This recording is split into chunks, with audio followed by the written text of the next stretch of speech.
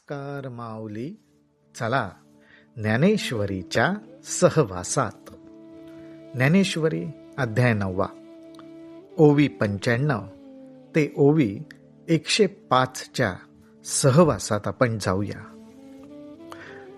भगवंत अर्जुनाला जेव्हा मार्गदर्शन करतायत, त्याचबरोबर एक अत्यंत महत्वाची गोष्टही घडतीये.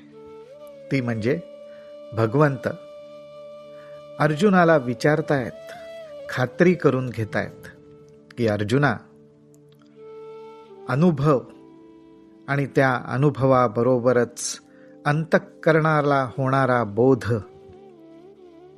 ह्यामुळे आता तू जागृत झालायस ना, असं विचारून भगवंत जणू काही खात्री करून घेतायत की हा माझा अर्जुन जागृत झाल्यानंतर परत स्वप्नवत भासणाऱ्या ह्या सृष्टीमध्ये गुरफटून जाऊ नये आणि त्यांनी आपलं कर्तव्य व्यवस्थित पार पाडावं. आपण कोण आहोत हे ज्ञान, आपलं आत्मस्वरूप, त्याला जोडूनच होणारा आत्मबोध, ह्याविषयी त्यांनी जागरूक असावं ही खात्री भगवंत करून घेतात आणि त्यानंतरच पुढचं मार्गदर्शनही करतात. ते म्हणतात, तरी पुढती जरी विपाये, बुद्धीसी कल्पनेची झोप ये, तरी अभेद बोधू हा जाये, जै स्वप्नी पडीचे. पुढे मागे जर का चुकून जरी विपाये, बुद्धीसी कल्पनेची झोप ये. बघा बरं माऊली, ज्ञानोबा रायांनी काय सुंदर उदाहरण दिलंय. ते म्हणतात, बुद्धी आहेच, पण ह्या बुद्धीला कल्पनेची झोप ये. कल्पना ही शक्ती जीवाला प्राप्त झालेली आहे, पण ह्या कल्पना शक्तीमध्ये जर का तो कल्पना करत गुरफटून राहिला, तर जणू काही बुद्धीला झोप आल्यासारखंच होतं आणि त्यामुळे तरी अभेद बोधू जाये, जै स्वप्नी पडिजे. कल्पनारूपी झोप येते आणि स्वप्न पडायला सुरुवात होते. आणि ही स्वप्न कसली, तर अभेद बोधू जाये, म्हणजेच आपण आत्मस्वरूप आहोत हा बोध निघून जातो, त्याचा विसर पडतो. कारण स्वप्नामध्ये आपण द्वैतामध्येच रमतो, आत्मस्वरूपाला विसरतो आणि सर्व नाम आणि रूपांमध्येच रमून जातो. म्हणून ये निद्रेची वाट मोडे, निखळ उद्बोधाचेंची आपण पे घडे, ऐसे वर्म जे आहे पुढे ते दावो आता. भगवंत म्हणतात, पण अर्जुना, म्हणून ह्या निद्रेचीच वाट मोडून जाईल, म्हणजेच ही निद्रा तुला लागणार नाही आणि उलट निखळ उद्बोधाचेची आपण पे घडे. आणि जो आत्मबोध आपल्याला झालेला आहे की मी आत्मस्वरूपच आहे, हा बोध आपल्यापाशी स्पष्टपणे राहील, असं जे वर्म आहे ते मी आता तुला दाखवतो, ते मी तुला आता समजून सांगतो. तरी धनुर्धरा धैर्या, निके अवधान देई बा धनंजया, पै सर्व भूतांते माया करी हरिगा. भगवंत अर्जुनाचा गौरव करतायत. हा अर्जुन कसा आहे, तर हा अर्जुन धैर्य धारण करणारा आहे. अशा या धैर्य धारण करणाऱ्या धनुर्धराला, अर्थात धैर्य धारण करणारा असं म्हणून गौरव करण्याचं कारण काय, तर अभेद बोधू ह्या ठिकाणी धैर्याने जागरूक राहणारा हा अर्जुन आहे.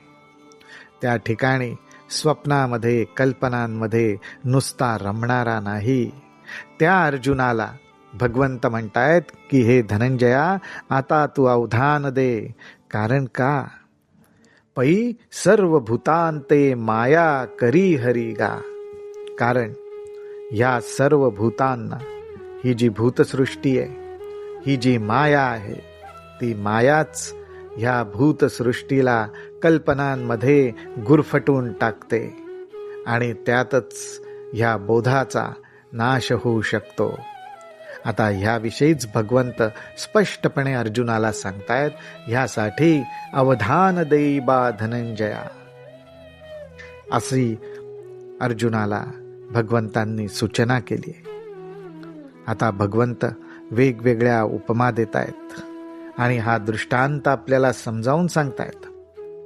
ते म्हणतात, जिये नावगा प्रकृती, जे द्विविध सांगितली तुझ प्रती. एकी अष्टधा भेद व्यक्ती, दुजी जीव रूपा. अर्जुना, तुला प्रकृतीबद्दल मी सांगितलंच. ज्याला प्रकृती म्हणतात, जिये नावगा प्रकृती, ती दोन प्रकारची आहे. जे द्विविध सांगितली तुझ प्रती. द्विविध म्हणजे दोन तिची विविध रूप आहेत, हे मी तुला सांगितलं. एक रूप कुठलं? अष्टधा, अष्ट प्रकारे ती नटलेली आहे. आणि दुसरं रूप जीवरूपा, दुसरी जीवस्वरूप ती आहे. हा प्रकृती विखो आघवा, तुवा मागा परिसिलासे पांडवा. म्हणून असो काही सांगावा पुढत पुढती. हे पांडवा, हे अर्जुना, भगवंत म्हणतायत, हे अर्जुना, तुला मागेच या प्रकृतीबद्दल मी सांगितलंय. हा प्रकृती विखो अर्थात प्रकृती विषयी मी तुला सांगितलंय, स्पष्टपणे सांगितलंय. मग आता हा परत परत कशाला सांगायचा? तरी भगवंत म्हणतात, तरी ये माझी ये प्रकृती, महाकल्पाचा अंती, सर्व भूते अव्यक्ती, ऐक्यासी येती.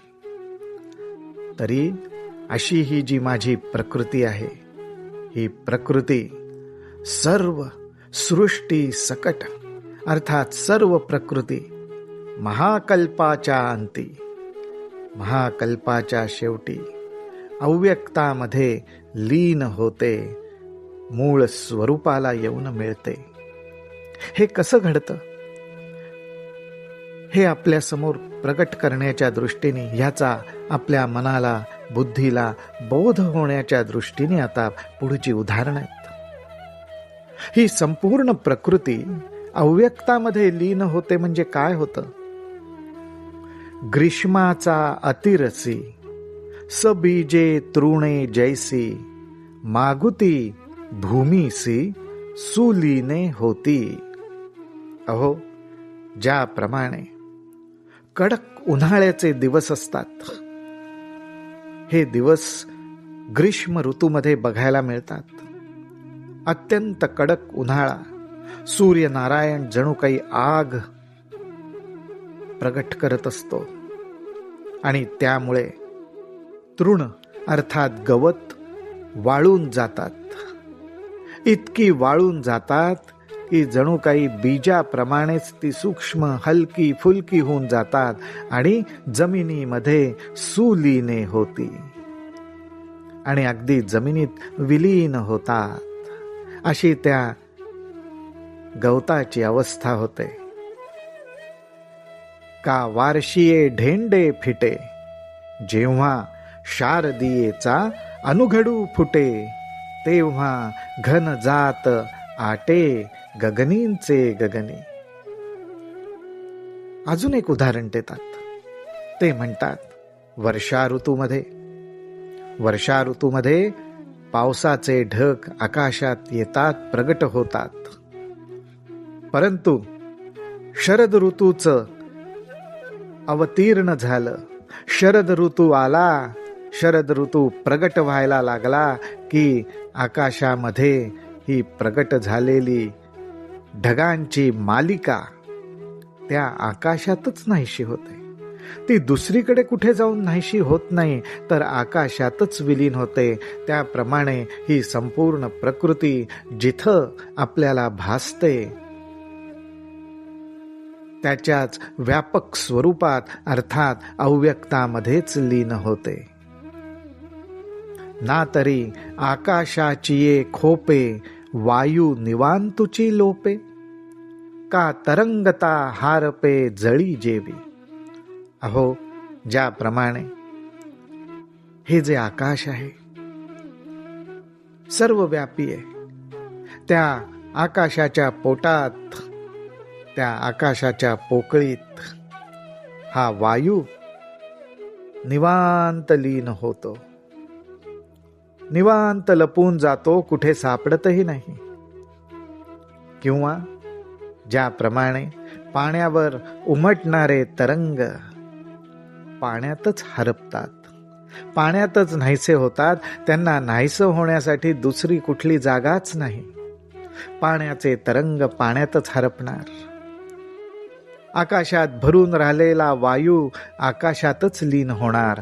त्याप्रमाणे परब्रह्म स्वरूपावर प्रगट झालेली ही भूतसृष्टी परब्रह्म स्वरूपातच विलीन होणार. त्याला दुसरी कुठली जागाच नाहीये, दुसरं कुठलं ठिकाणच नाहीये. अथवा जागी नलिये वेळे स्वप्न मनींचे मनी मावळे, तैसे प्राकृत प्रकृती मिळे कल्पक्षयी. ज्याप्रमाणे एखाद्याला जाग आली की जाग आल्यावर,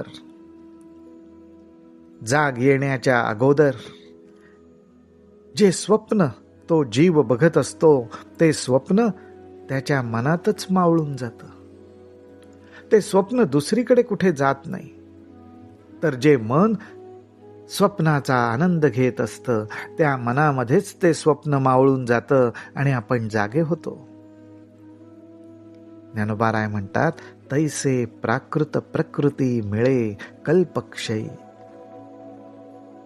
त्याचप्रमाणे या प्रकृतीपासून जे निर्माण झालंय ते प्राकृत अर्थात जीवसृष्टी, आपण सर्वजण कल्पक्षयी, कल्पाचा जेव्हा शेवट येतो त्यावेळी प्रकृतीतून निर्माण झालेलं प्रकृतीतच मिळून जातं. मग कल्पादी पुढती मीची सृजी ऐसी वदंती, तरी इये विषयी निरुती उपपत्ती आईक. भगवंत म्हणतात, कल्पक्षयी ज्याप्रमाणे ही सर्व सृष्टी प्रकृतीतून निर्माण झाली तर प्रकृतीतच विलीन होते. पण कल्पादी पुढती, पण कल्पाची जेव्हा परत एकदा सुरुवात होते त्यावेळी मीची म्हणजे हा भगवंतच या प्रकृतीचं सृजन करतो, अर्थात नवीन सृष्टी निर्माण करतो. असं जे सांगितलं जातं, असं जे बोललं जातं, त्याची उपपत्ती ऐक. त्याबद्दल खरं काय आहे हे आता तू माझ्याकडून ऐक, असं भगवंत अर्जुनाला सांगतायत. रामकृष्ण हरी, रामकृष्ण हरी, रामकृष्ण हरी.